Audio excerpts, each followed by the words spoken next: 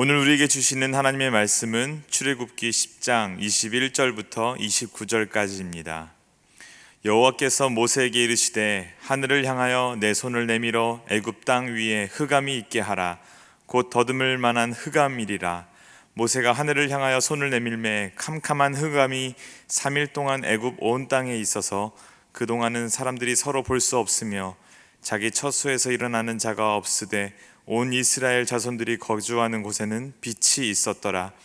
바로가 모세를 불러서 이르되 너희는 가서 여호와를 섬기되 너희 양과 소는 머물러 두고 너희 어린 것들은 너희와 함께 갈지니라. 모세가 이르되 왕이라도 우리 하나님 여호와께 드릴 제사와 번제물을 우리에게 주어야 하겠고 우리의 가축도 우리와 함께 가고 한 마리도 남길 수 없으니 이는 우리가 그 중에서 가져다가 우리 하나님 여호와를 섬길 것임이며 또 우리가 거기에 이르기까지는 어떤 것으로 여호와를 섬길는지 알지 못함이니이다 하나 여호와께서 바로의 마음을 완악하게 하셨으므로 그들 보내기를 기뻐하지 아니하고 바로가 모세에게 이르되 너는 나를 떠나가고 스스로 삼가 다시 내 얼굴을 보지 말라. 내가 내 얼굴을 보는 날에는 죽으리라. 모세가 이르되 당신이 말씀하신 대로 내가 다시는 당신의 얼굴을 보지 아니하리이다. 아멘. 오늘 주신 말씀을 붙들고 우리 회개를 촉구하시는 하나님, 회개를 촉구하시는 하나님이라는 제목으로 함께 하나님 말씀 나누도록 하겠습니다. 이스라엘 백성들을 향한 하나님의 구출 작전이 계속해서 진행되고 있습니다. 오늘 본문은 아홉 번째 재앙, 흑암의 재앙이 묘사되고 있습니다. 햇빛은 여러분 모든 생명의 근원이 됩니다. 태초 하나님께서 가장 먼저 창조하신 것이 바로 이 빛이었고요. 이 빛을 통해서 사람은 물론이고 동물과 식물, 이 땅의 모든 자연은 이 빛을 통해서 생명을 이어가고 있습니다. 그래서 성경은 하나님을 빛으로 묘사합니다. 요한일서 1장에 이렇게 말합니다. 너희에게 전하는 소식은 이것이니 곧 하나님은 빛이시라. 그에게는 어둠이 조금도 없으시다는 것이니라 라고 말하고 있습니다. 그가 빛 가운데 계신 것 같이 우리도 빛 가운데 행하면 우리가 서로 사귐이 있고 그 아들 예수의 피가 우리를 모든 죄에서 깨끗하게 하실 것이요 라고 말씀하고 있습니다. 빛은 어두움을 몰아내는 능력이 있습니다. 빛 가운데 거할 때 우리는 거룩한 자녀로 살아가게 된다는 것입니다. 오늘 이 시간 다시 한번 빛 되신 주님을 마음속에 가득 모시는 우리 모두 됐으면 좋겠습니다. 이런 상황 속에서 어두움, 흑암의 재앙이 이집트 땅을 뒤덮었습니다. 이집트 사람들은 태양을 신들 중에 우두머리로 숭배했습니다. 태양신을 그들의 왕으로 생각했고 바로를 태양신의 아들로서 생각했습니다. 그래서 이집트의 가장 강력한 신, 태양을 가리는 그 어두움이 3일 동안 진행됐다는 이 사실은, 어둠이 덮어 있었다는 것은 그들에게 참 충격적인 사건이었습니다. 어둠의 재앙은 이집트 사람들이 숭배하던 태양신뿐만 아니라 그의 아들로 여겨지던 바로에게도 직격탄을 날리고 있는 엄청난 사건인 것입니다. 또한 이 재앙은 여호와 하나님과 바로의 대결에 종지부를 찍을 날이 임박했음을 보여주는 사건이기도 합니다. 그런데 여러분, 어둠이 뭐냐라고 생각할 때 여러분 빛과 같이 어떤 실체로 생각할 수도 있을 텐데요. 사실 어둠은 존재가 아닙니다.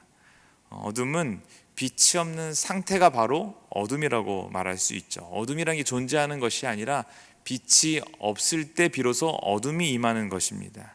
이렇게 볼 때 지금 이집트와 바로에게 내린 이 흑암은 그들의 영적인 상태라고도 볼 수 있을 것입니다. 연관이 있다는 것입니다. 실제로 이집트에 내린 흑암이 지속된 3일 동안 이스라엘이 거주하는 고센 땅에는 이 어둠이 임하지 않았다고 합니다. 23절에 명확히 이야기하죠.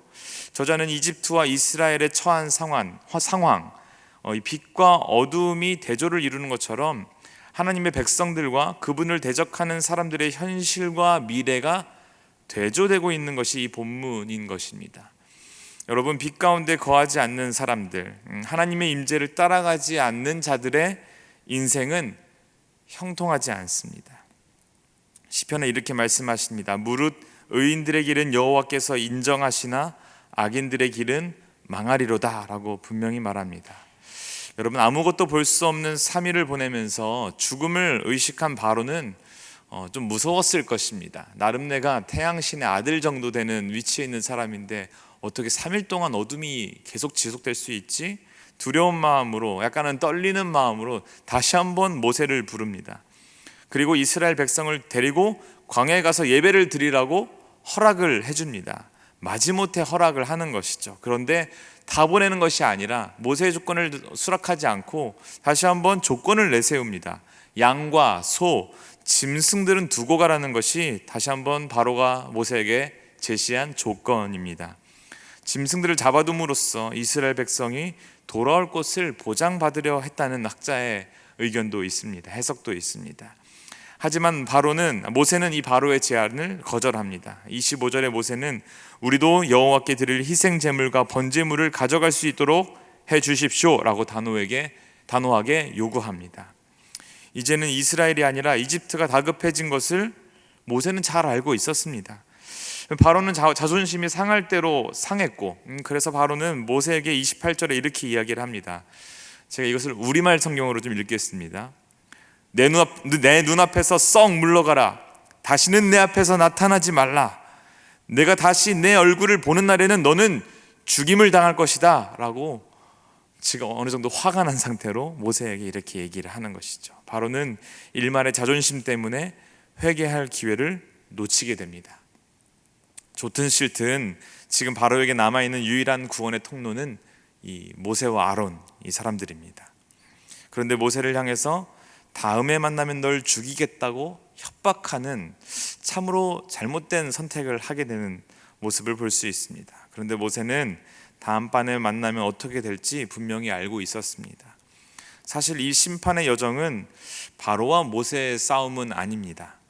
하나님이 주권적으로 행하시는 것이기 때문에 모세 또한 하나님의 말씀에 순종함으로 행하는 돌격대장에 불과했던 것이죠. 바로의 협박 앞에 모세는 의연하게 당당하게 대처합니다. 29절에 당신이 말씀하신 대로 내가 다시는 당신의 얼굴을 보지 아니하리이다 라고 얘기합니다. 하나님께서는 바로의 마음이 부드러워질 수 있도록 여러 차례 기회를 주십니다. 모세의 기도를 통해서 8장, 9장, 10장에 계속 나옵니다.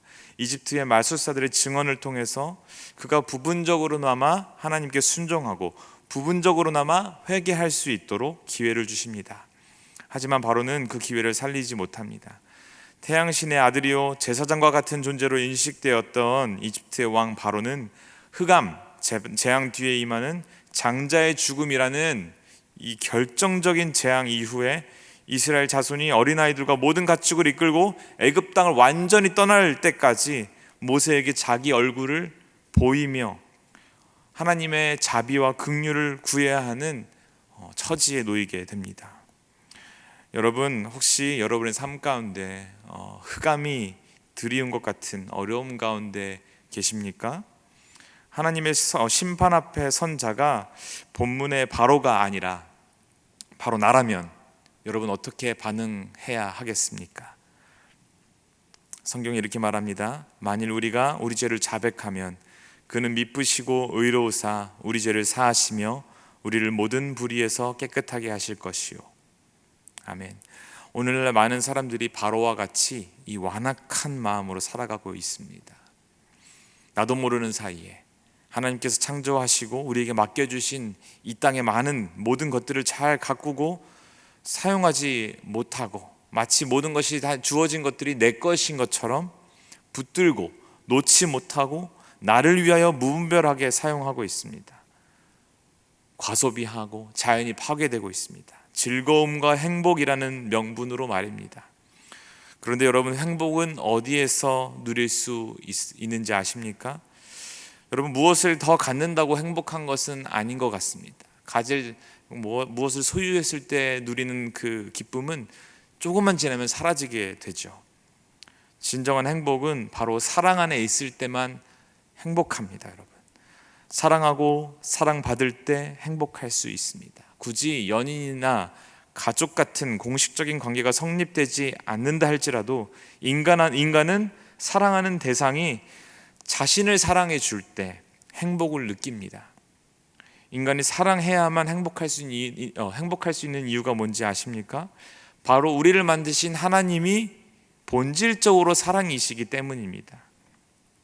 믿으십니까, 여러분? 오늘날 우리가 겪을 수 있는 이 흑암의 재앙이 무엇이겠습니까?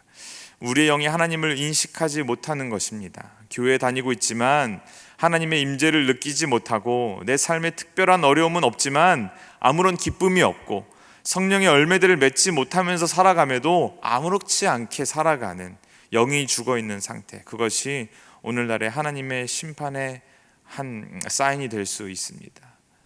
오늘 이 시간 하나님의 도우심을 구합시다. 돌이켜야 할 영역들이 있다면 회개합시다. 말씀을 마무리하고 싶은데요, 하나님께서는 오늘 우리에게 회개를 촉구하십니다. 에스겔서 33장 11절에 주 여호와의 말씀이니라 나의 삶을 두고 맹세하노니 나는 악인이 죽는 것을 기뻐하지 아니하고 악인이 그의 길에서 돌이켜 떠나 사는 것을 기뻐하노라 라고 말씀하십니다. 하나님께서는 우리에게 빛으로 오셨습니다. 흑암 가운데 머물러 있다면 오늘 이 아침 주님 앞에 내 마음을 내려놓고 겸손함으로 돌이키는 은혜가 있기를 간절히 원합니다. 바로와 같이 자신의 자존심을 내세우며 심판의 길로 걸어가지 않게 하시고 우리 눈을 들어 우리를 자유케 하시고 생명의 길로 인도하시는 그 하나님을 신뢰함으로 한 걸음 한 걸음 걸어가는 저와 여러분 되시기를 간절히 축원합니다. 우리 함께 기도하기 원하는데요, 다 같이 기도하실 때 회개를 촉구하시는 하나님 앞에 겸손함으로 기도합시다. 나를 향하신 하나님의 부르심과 사명은 생각조차 하지 않고 나를 사랑하고 교만하고 내 욕망을 쫓아 살아가는 완악함을 회개합시다. 영적인 눈이 가리워진 채로 세상의 가치관을 따라 살아가는 우리들의 눈을 밝혀주시옵소서. 생명의 길로 걸어가게 하시고 하늘의 풍성한 기쁨과 평안을 누리는 하나님, 그런 자녀들 되게 하여 주시옵소서라고 우리 함께 기도하며 나아갑시다. 사랑하는 주님, 은혜와 사랑을 감사드립니다. 오늘 바로에게 임했던 흑암의 재앙이 하나님 우리 마음 가운데 생활 가운데 우리 삶 가운데 있다면 이 시간 다시 한번 우리의 죄악을 돌이키며 이 대신 주님께로 다시 한번 걸어가기를 소망합니다. 다짐합니다. 하나님, 나의 가진 것들을 당연한 것처럼 여기며 무분별하게 그것들을 사용하고 하나님 나에게 주신 비전과 사명을 망각한 채 하나님 교만함으로 욕망대로 살아가는 저희의 내 안에 있는 완악함들을, 교만들을 이 시간 회개합니다. 하나님 돌이킬 수 있도록 말씀을 통하여 말씀하셨사오니 하나님 나에게 주어진 사람들을 사랑하게 하시고 하나님 진정한 평안이 세상의 어떤 가치관과 어떤 것을 소유하는 것에 있는 것이 아니라 하나님과 동행할 때에 비로소 하나님과 사랑하며 살아갈 때 비로소 그 행복을 느낄 수 있음을 다시 한번 깨달아 돌이키는 우리의 삶이 될 수 있도록 주님 인도하여 주시옵소서. 이 아침 기도의 제목을 가지고 나온 모든 성도들의 마음 가운데 하나님 무엇보다 하나님을 사랑하는 일에 우리의 최선을 노력을 더 기울일 수 있는 우리가 되기를 원합니다. 하나님을 사랑함으로 말미암아 우리 가운데 평안이 있게 하시고 자유함이 있게 하시고 하나님의 은혜와 하나님의 인도하심이 경험되어지는 놀라운 인생 될 수 있도록 주님 역사하여 주시옵소서. 주님 회개하게 하여 주시옵소서.